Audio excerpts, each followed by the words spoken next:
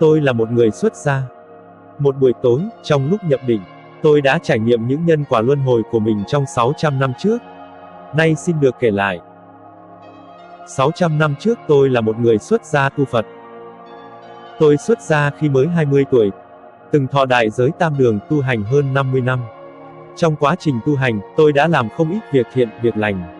Nhưng do tâm tôi còn chưa dứt được chuyện thế tục, còn ham muốn tận hưởng nơi cõi người. Tại đời đó, dù đã 50 năm tu hành nhưng không đắc đạo, không thoát được hỏi tam giới. Kết thúc dương mệnh của đời đó, tôi phải nhập lục đạo luân hồi. Vì một kiếp tu hành, làm được một số việc thiện, nên sau khi chết đi tôi được an bài chuyển sinh vào một gia đình giàu có.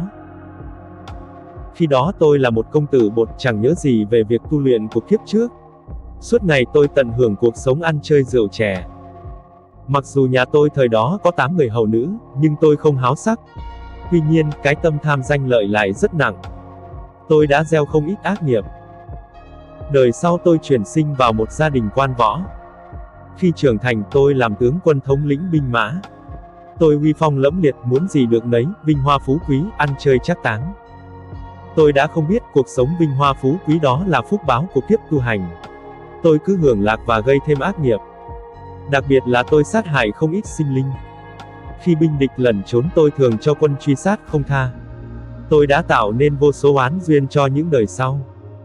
Vì đời đó tôi làm tướng quân giết quá nhiều người, khi kết thúc dương mệnh tôi phải 3 lần chuyển sinh thành loài ếch nhái.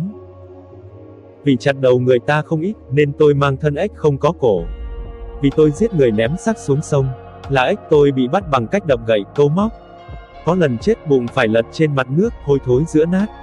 Có lần còn phải chịu cái khổ bị rút gân lột da để hoàn trả nghiệp.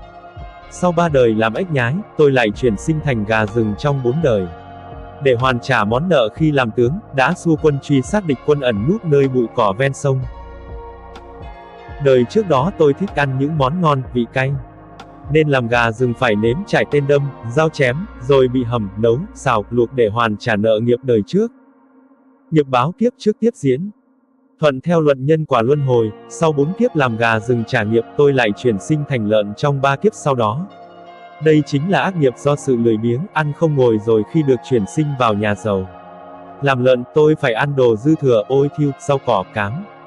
Rồi bị roi vọt đánh đập mà không nói được, chỉ có thể kêu ét ét. Chưa hết còn phải chịu bị đâm, bị băm chặt để hoàn trả nghiệp báo của 2 kiếp tham hưởng việc ăn uống. Lần luân hồi tái sinh này. Lần này tôi lại có cơ duyên tu luyện. Khi nhập định và nhìn thấy các kiếp luân hồi của mình, tôi đã khóc rất thương tâm. Mặc dù tôi vốn là người rất khó rơi lệ nhưng tôi quá hối tiếc. Tại sao tôi nhiều ham muốn đến như vậy? Bởi vì ham muốn, lúc lâm chung, một niệm tu luyện không khởi lên được, nên đã rơi vào 3 nẻo ác đến 10 kiếp. Làm sao mà không đau lòng hối hận cho được? 600 năm cứ như vậy mà mê mờ trôi đi, làm sao không đau lòng? Tôi vốn không tin vào bất cứ quỷ thần nào, giờ đã trở thành một người tin vào nhân quả. Vì tu luyện tôi đã thấy được nhân quả luân hồi của mình một cách chân thực. Một đời tu hành tôi đã đắc được phúc báo trong 2 đời tiếp theo. Sau đó do không biết hành thiện tích đức lại gieo vô số ác nghiệp, nên phải luân hồi 10 kiếp vào nẻo súc sinh. Tôi đã chịu quả báo, hoàn trả xong ác nghiệp mới có thể chuyển sinh thành người. Đây chính là luật nhân quả, không phải ai cũng thực sự hiểu nó vô hình. Sở dĩ tôi không bị luân hồi vào cõi quỷ đói hay địa ngục bởi một đời tu luyện.